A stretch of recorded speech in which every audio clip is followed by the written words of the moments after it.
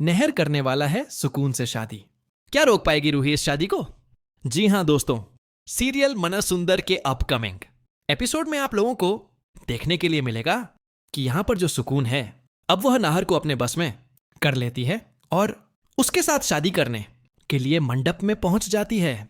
लेकिन वहीं दूसरी तरफ रूही को कोई रास्ता नहीं मिलता है और वह सोचती है कि कैसे वह नहर और सुकून की शादी रोक पाएगी। तभी देखने के लिए मिलता है कि यहां पर बजरंगबली का इशारा रूही को मिलता है और रूही समझ जाती है कि बजरंगबली उससे क्या कहना चाहते हैं।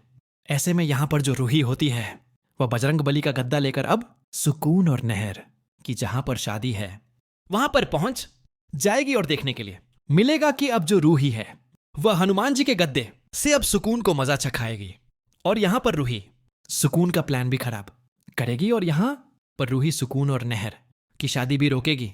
ऐसे में अपकमिंग एपिसोड देखना इंटरेस्टिंग होगा क्योंकि यहां पर रूही के हाथ में एक शक्तिशाली गधा आ चुका है जिसकी मदद से अब यहां पर रूही अपना शरीर हासिल करेगी एंड उसके बाद सुकून को अपनी और नाहर की जिंदगी से दूर भगाएगी।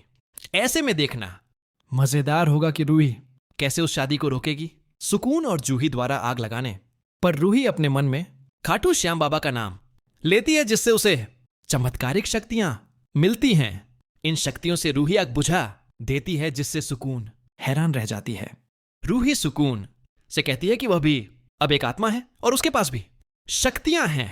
लड़ाई में रूही कमजोर पड़ने लगती है लेकिन वह चालाकी से सुकून की आंखों में सिंदूर डाल देती है।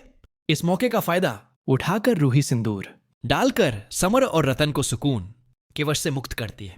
खाटू श्याम बाबा के आशीर्वाद से नाहर अब रूही को देख और सुन पाता है। जब सुकून की आंखों की जलन शांत होती है तो रूही सुकून को मोक्ष का रास्ता अपनाने की सलाह देती है लेकिन सुकून गुस्से में आ जाती है और कसम खाती है कि अगर वह नाहर को अपना नहीं बना पाई तो वह रूही को भी नाहर का नहीं होने देगी और उसके शरीर को जला देगी। जब सुकून रूही के शरीर को जलाने लगती है तो नाहर संगीत तुरंत सिंदूर उठाकर सुकून पर डाल देता है।